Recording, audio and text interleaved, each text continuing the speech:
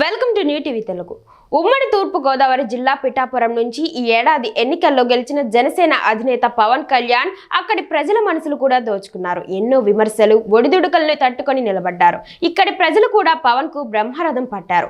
భారీ మెజారిటీతో గెలుపొందారు. అందుకు కృతజ్ఞతగా పిఠాపురంలో అత్యాధునిక సౌకర్యాలతో కూడిన ఆసుపత్రిని పవన్ కళ్యాణ్ ఏర్పాటు చేస్తున్నారు. ప్రస్తుతం చర్చలు జరుగుతున్నాయి. కాగా శ్రావణ శుక్రవారం సందర్భంగా పిఠాపురం మహిళలకు పవన్ కళ్యాణ్ ప్రత్యేక బహుమతులు ఇవ్వనున్నారు.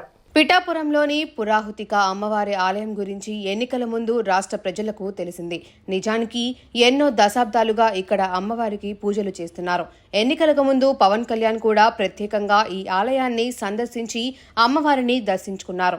ఆ సమయంలో మెగా ఫ్యామిలీ కూడా వచ్చి పూజలు చేసిన సంగతి తెలిసిందే. అలాగే ఈ ఆలయంలో ప్రతి శ్రావణ మాసం చివరి శుక్రవారం నాడు అమ్మవారికి ప్రత్యేక పూజలు నిర్వహిస్తారు. ఈ సందర్భంగా మహిళలు పురాహుతిగా వ్రతాలు నిర్వహించారు. ఈ విషయం తెలుసుకున్న పవన్ కళ్యాణ్ పూజలో పాల్గొన్న మహిళలకు కానుకలు పంపారు. ఈ ప్రత్యేక పూజకు 5,000 మంది మహిళలు వస్తారని అంచనా. అయితే పవన్ 12,000 పట్టు చీరలను పిఠాపురంకు పంపారు. దీనికి తోడు పసుపు, కుంకుమ కూడా వేశారు. అదేవిధంగా స్థానికంగా మహిళలు వచ్చేలా ప్రత్యేక ఏర్పాట్లు చేయాలని పార్టీ నేతలకు ఆదేశాలు జారీ చేశారు.